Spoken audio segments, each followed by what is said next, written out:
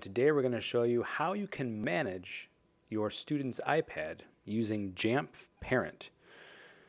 So the app I want to show you here is this one here called Parent. And so if you search the App Store for JAMF, that's JAMF Parent, you'll come across this app.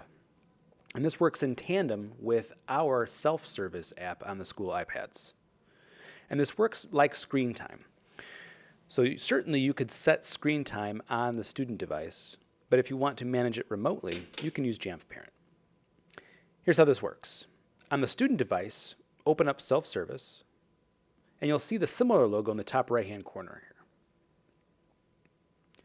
In the JAMF Parent app, select it, and then go to Add Child. It's going to ask you to scan a QR code.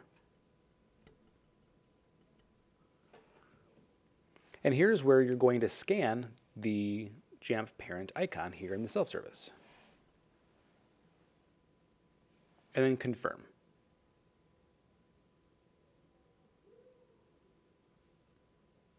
If you open up the student device, you see you have some options here as to which apps you can restrict and some device rules. You can also get an overview of the device here. Now, by default, these allowed app categories of social media, games, entertainment, shopping, and music, the majority of those are already restricted on our side.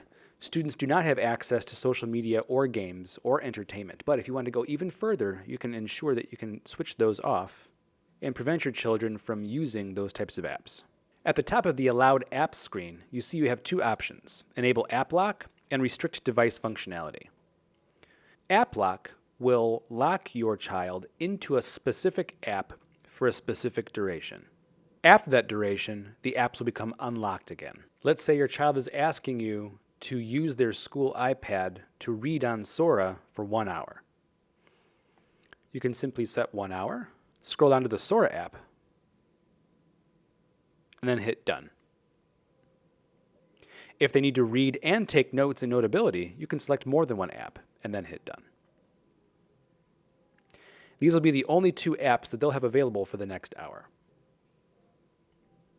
The Restrict Device Functionality screen will allow you to turn off the built-in Apple apps. Again, just so you know, Game Center, Apple News, Phone, FaceTime, and Messages are already restricted and turned off on our side.